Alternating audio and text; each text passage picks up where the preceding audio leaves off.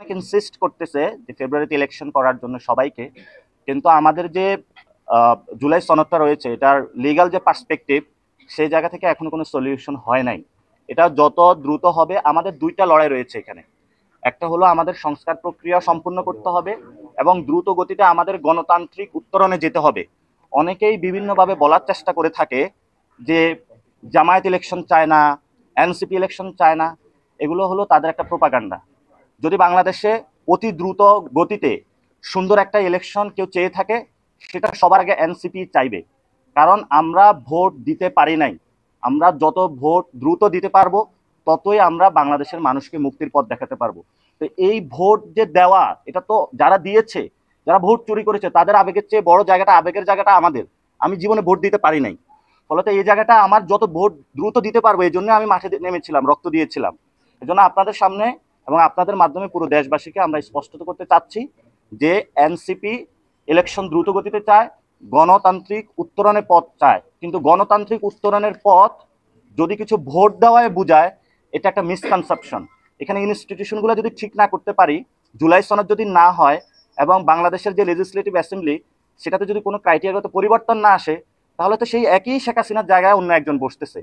এই জন্য আমরা এই জায়গাটা কনফার্ম করার জন্য বলতেছি। এবং দলগুলো যদি বসে, এটা তো 10-15 দিনের কাজ, একসাথে সবাই বসবে, আলোচনা করবে, সাইন করবে এবং সেটার একটা অর্ডার হবে, যে অর্ডারের মধ্য দিয়ে ইলেকশনের আমরা যাব। এবং আমরা সেখানে এটাও বলেছিলাম এই ইলেকশনটা গণপরিষদ নির্বাচনের কোনো ক্রাইটেরিয়াতে নেওয়া যায় কিনা। তাহলে ইলেকশন হলো, ইলেকশন হওয়ার পরে তারা একটা কমিটি গঠন করে দিল একটি নতুন সংবিধানের জন্য।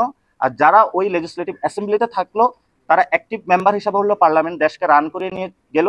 পরবর্তীতে যখন সংবিধানটা চলে আসলো, এই পার্লামেন্টও ওই সংবিধান অনুযায়ী 5 বছর তাদের কন্টিনিউ করলো। কিন্তু 106-এর মাধ্যমে যেহেতু আমরা এখন সংবিধানের মধ্যে নাই, ফলে তো আমাদেরকে আবার শেখ হাসিনা যে সংবিধানটা রয়েছে এটার মধ্যে ঢুকানোর চেষ্টা করানো হচ্ছে। এটা যদি ঢুকানোর চেষ্টা করা হয়, তখন আমাদের কথা হচ্ছে সেখানে যে আরেকটি গণ অভ্যুত্থান আসন্ন। এটা তো অনেকেই বলে থাকে যে আমরা কি জাসদ হয়ে যাব নাকি, এই মাত্র একটি গণ অভ্যুত্থান হলো, সেখানে আরেকটি কিভাবে গণ অভ্যুত্থান হবে। আপনাদের কাছে আমরা স্পষ্টত বার্তা দিতে চাই, নেপালে তিনটি জায়গায় তারা সংবিধান পরিবর্তনের জন্য চেষ্টা করেছিল এবং জেনজিরা যখন গণ অভ্যুত্থান করেছিল, পরবর্তীতে যখন তাদের দাবিগুলো মানা হয় না, তারা কিন্তু আবার মাঠে নেমে এসেছে। কিন্তু বাংলাদেশের যে পলিটিক্যাল পার্টিগুলো রয়েছে, যারা সাংবাদিক ভাইরা রয়েছেন, সকল মানুষকে আমরা আহ্বান জানাবো, আমরা গণতান্ত্রিক প্রক্রিয়া যেতে চাই। আমরা বাংলাদেশে আর কোনো রক্তপাত দেখতে চাই না। সেই জন্য হলো তরুণদের যে চাওয়াটা রয়েছে সেটা আপনারা মূল্যায়ন করুন এবং সে মূল্যায়নের মধ্য দিয়েই আমাদের পার্শ্ববর্তী যে রাষ্ট্রগুলো রয়েছে, বিভিন্ন যে বিদেশি শক্তিগুলো বাংলাদেশকে আনস্টেবল করার চেষ্টা চালাচ্ছে, সেই জায়গা থেকে আমরা মুক্তি পাবো। যে বিএনপিও অনেকগুলো ডেটা সার্ভে করেছে, জামায়াতও অনেকগুলো করেছে, কিন্তু আমাদের জায়গা থেকে আমি মনে হয় একবার বলেছিলাম বিএনপির 50-100 আসনের উপরে যাবে না। কিন্তু আপনারা তো এখন বাস্তব সিনারিও দেখতে পাচ্ছেন কোন দিকে তলানিতে যাচ্ছে যে।